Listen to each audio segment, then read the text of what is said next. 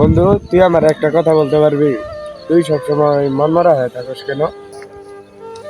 জানোস বন্ধু, রাস্তাতে যখন হাইটে গেলাম, একটা মানুষ কথা বললো, মানে সমাজের চোখে থেকে কথাটা বললো।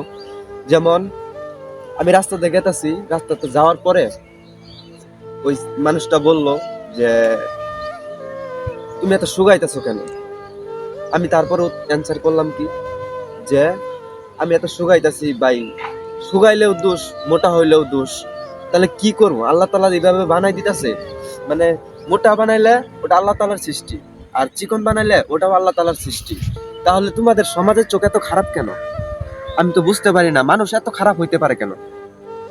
যেমন ভালো থাকলেও দোষ, খারাপ থাকলেও দোষ। তাহলে আমরা কি করব? আমরা মানুষ কি করব? আমরা মানুষ কি জাতি, কোন জাতির মধ্যে পড়ি যে খারাপ অ্যান্সার দেওয়ার মধ্যে? আর তাছাড়া তো বুঝি না মানুষ এত মানে অহংকার কিনে করে, মানুষের ভিতরে কি অহংকার। আমি ভাবতেও মানে এতটা ভাবি যে মানুষ কিভাবে এতটা অহংকার করতে পারে, আমি তা জানি না। তো আমি মানুষের প্রতি একটাই কথা বলি, যখন আমি ছোট ছিলাম তখন আমার খোঁজ কেউ নিত না, আর যখন এখন বড় হয়েছি মানে আমার সবাই খোঁজ নেয়। যেমন একটা সমাজে আমাদের গেলে তারা বলে যে তুই কি করতেছিস, কেমন আছিস, কি করতেছিস, মানে কি থুয়ে কি বলবো, তারা ভাইবা চিন্তা করে হারা পারে না।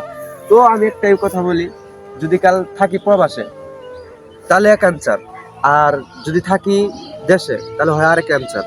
তাহলে মানুষ সমাজের চোখে দুটোটাই বাদে, চিকনও বাদে, মোটাও বাদে।